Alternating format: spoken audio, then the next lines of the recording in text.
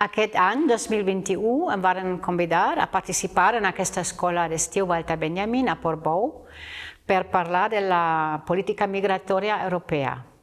El meu tema era lluny d'Europa lliure i cosmopolita, les fronteres, els camps de refugiats i la infracció dels drets humans.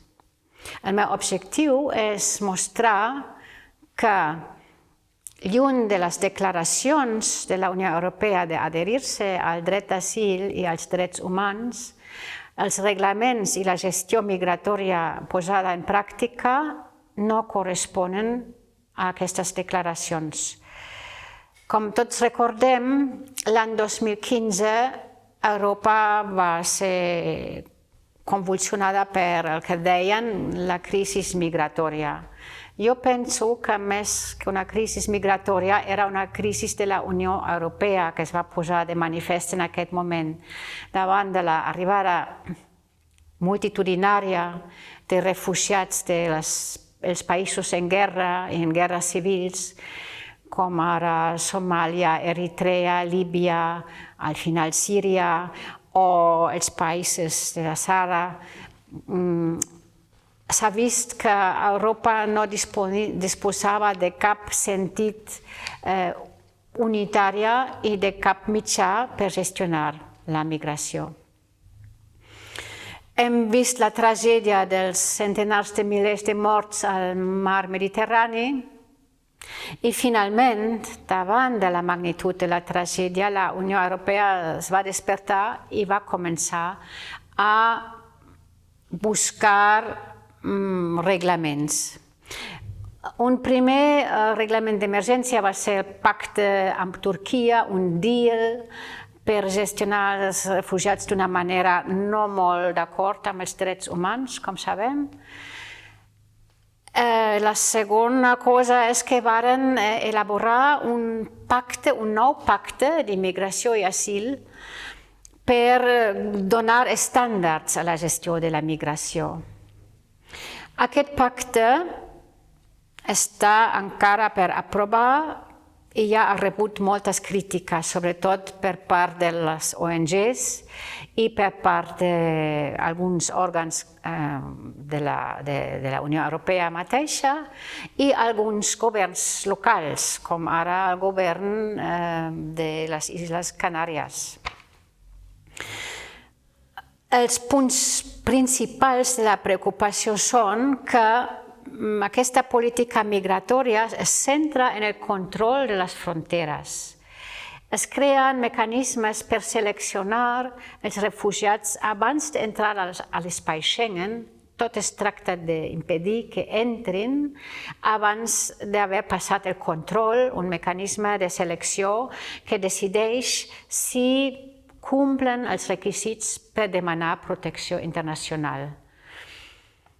Entre aquests criteris es troba el criteri de la provenència de països segurs, un criteri molt dubtós. Un altre és quan arriben d'un país amb una molt baixa taxa de reconeixement de protecció internacional, tampoc no poden entrar a Europa per tramitar ells mateixos la sol·licitud d'asil, sinó han de quedar-se a la frontera en un camp d'internament i sotmetre's a una examinació ràpida. Tots aquests tràmits no estan d'acord, penso jo, amb la Convenció de Ginebra del dret d'asil. Em preocupa també com aquest pacte no conté cap idea, cap proposta, cap reglament com inventar una infraestructura, dotar els països europeus amb pressupostos per regular l'acollida dels refugiats. És un aspecte que queda totalment fora.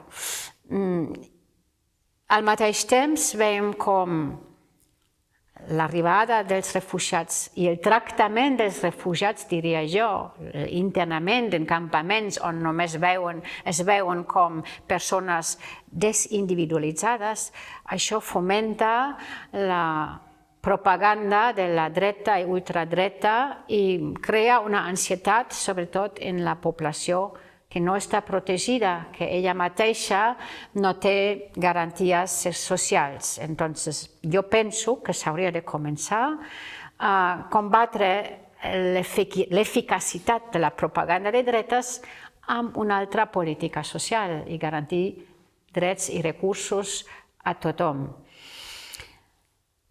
En general, però, penso també que la població dels països europeus s'ha mostrat molt més disposada a acollir els refugiats que els seus governs. Ahir podríem citar l'exemple d'un projecte de la ciutat de Barcelona, que el 2015 va posar en marxa el projecte Barcelona Ciutat Oberta, amb un pressupost i amb la idea de que tota la població havia de participar en l'acollida. Vol dir, necessitem models d'inserció amb la població i no al seu marge.